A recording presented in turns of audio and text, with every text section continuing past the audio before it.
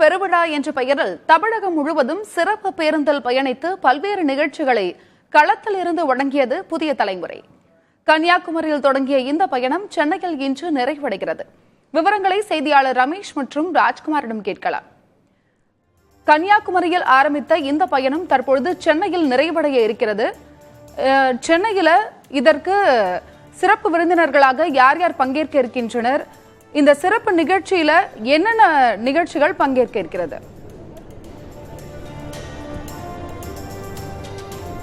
கடந்த மார்ச் 25ஆம் தேதி தொடங்கிய இந்த சிறப்பு பயணம் தற்போது மெரினா கடற்கரை அருகே நிறைவடைய இருக்கிறது.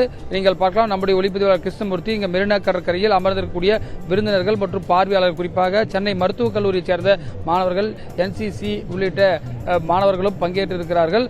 இந்த நிறைவு விழாவில் தமிழக தேர்தல் அதிகாரி, தலைமை தேர்தல் அதிகாரி சத்யபிரதா சாஹூ மற்றும் காவல்துறை உயர் அதிகாரிகள் எல்லாம் பங்கேற்க இருக்கிறார்கள். கிட்டத்தட்ட இந்த பயணத்தில் பார்த்தீங்கன்னா 50க்கும் மேற்பட்ட IAS IPS அதிகாரிகள் பல்வேறு மாவட்டங்களில் பங்கேற்றாங்க.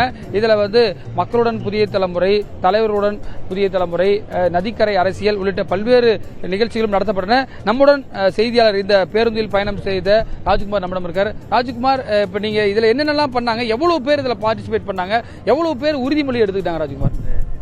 ரமேஷ், 25ஆம் தேதி கன்னியாகுமரியில் தொடங்கிய நம்ம இந்த சிறப்பு பேருந்து மூலமாக நாம் பயணம் செய்த கிட்டத்தட்ட தமிழகம், புதுச்சேரி சேர்த்து 40 தொகுதிகளிலும் நம்ம பயணம் செஞ்சோம். நம்முடைய சிறப்பு பேருந்து மூலமாக நம்முடைய ஊடக குழு, நெறியாளர்கள், செய்தியாளர்கள், ஒளிப்பதிவாளர்கள் உள்ளிட்ட அனைவருமே நம்ம பயணம் செஞ்சோம். கிட்டத்தட்ட 5000த்திற்கும் மேற்பட்ட கிலோமீட்டர் நாம் இந்த தொகுதி முழுவதும் பயணம் செய்திருக்கிறோம்.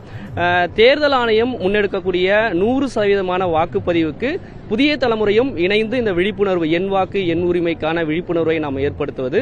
அது மட்டும் இல்லாமல் ஒவ்வொரு தொகுதி வாரியாக மக்கள் என்ன எதிர்பார்க்கிறார்கள், தீர்க்கப்படாத பிரச்சனைகள் என்ன இருக்கு, இந்த தேர்தலில் அந்த தொகுதியினுடைய வாக்காளர்கள் என்ன எதிர்பார்க்கிறார்கள் என்ற கருத்தையும் மக்களுடன் புதிய தலைமுறை என்ற தலைப்பில் நாம் சந்தித்தோம். இது மட்டும் இல்லாமல் தலைவர்களுடன் நேர்காணல் எடுப்பது, நட்சத்திர வேட்பாளர்களை சந்திப்பது உள்ளிட்ட பல நடவடிக்கைகள் நாம் மேற்கொண்டுதான் சென்னையில் இந்த பயணத்தை முடிச்சிருக்கிறோம். குறிப்பா இந்த தேர்தலில் விழிப்புணர்வு ஒரு புறம் இருக்கக்கூடிய நேரங்களில் அரசியல் கட்சி வேட்பாளர்களை மட்டுமே நாம் நேர்காணல் காண்பது இல்லாமல் மக்கள், பலதரப்பட்ட மக்களையும் தொகுதியினுடைய வாக்காளர்களை சந்தித்து அவருடைய பிரச்சனைகள், கோரிக்கையெல்லாம் நாம் தொடர்ச்சியாக பதிவு செய்தோம்.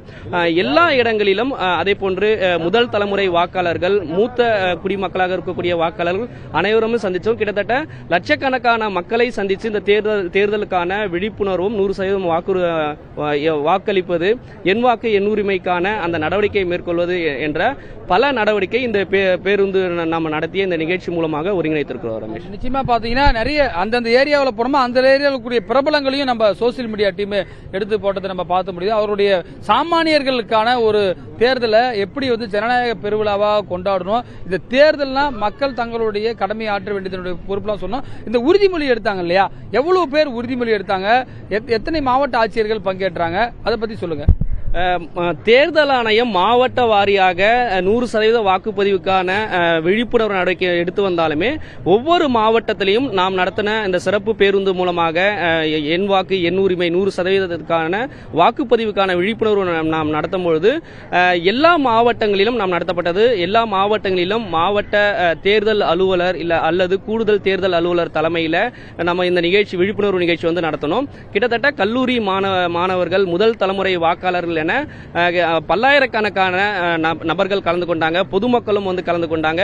அது மட்டும் இல்லாமல் அனைத்து தரப்பினரிடம் இதை நாம் ஒரு விழிப்புணர்வு நிகழ்ச்சியை கொண்டு செல்வதில் மிக முக்கியமாக நாம் அதற்கான பணிகளை மேற்கொண்டோம். கல்லூரி மாணவர்கள், அதே போன்று பல துறையில பணியாற்றுவங்க, குறிப்பா திரைத்துறையில உட்பட இருக்கக்கூடியவர்கள் அனைவருக்குமே இந்த விழிப்புணர்வு கொண்டு செல்லணும் அப்படின்ற ஒரு நடவடிக்கை நாம் மேற்கொண்டோம். ஒவ்வொரு மாவட்டங்களிலும் கிட்டத்தட்ட ஆயிரக்கணக்கான பொதுமக்கள் கலந்து கொண்டு அரசு அதிகாரிகள், பொதுமக்கள், கல்லூரி மாணவர்கள் என பல தரப்பட்டவர்களும் கலந்துக்கிட்டு தான் நாம நடத்தின இந்த நிகழ்ச்சியில கலந்துக்கிட்டு உறுதிமொழியை ஏற்றுக்கிட்டாங்க. ரமேஷ், நிச்சயமாக நதிக்கரை அரசியல் என்ற ஒரு புதிய செய்தியும் நம்ம ஒளிபரப்பணும். அனைத்து வேட்பாளர்கள், கட்சி பாகுபாடு இன்றி அனைத்து வேட்பாளர்களுடைய பேட்டிகள் எடுக்கப்பட்டது. சாமானிய மக்கள் என்ன சொல்கிறார்கள் என இந்த தேர்தலின் போது மட்டும்தான் அவர்களுடைய வாக்குறுதிகள் கேட்கப்படுகின்றன. அதை கேட்கக்கூடிய ஒரு ஆயுதமாக புதிய தலைமுறை இருந்தது. சாமானியர்களுக்கான அந்த ஜனநாயக பெருவிழாவை இங்க நிறைவு செய்ய இருக்கிறோம். அருணா, இன்னும் சிறிது நேரத்தில் இந்த நிகழ்ச்சி என்பது தொடங்க இருக்கின்றது. அருணா. ஊடகத்துறையில் முதல் முறையாக புதிய தலைமுறை சிறப்பு பேருந்தின் பயணத்தை முன்னெடுத்து நடத்தியது. 100 விழுக்காடு வாக்குப்பதிவை வலியுறுத்தி இந்த சிறப்பு பேருந்து பயணம் நடைபெற்றது. தற்பொழுது நிறைவு விழா நடைபெற இருக்கிறது. உங்கள் இருவருக்கும் நன்றி.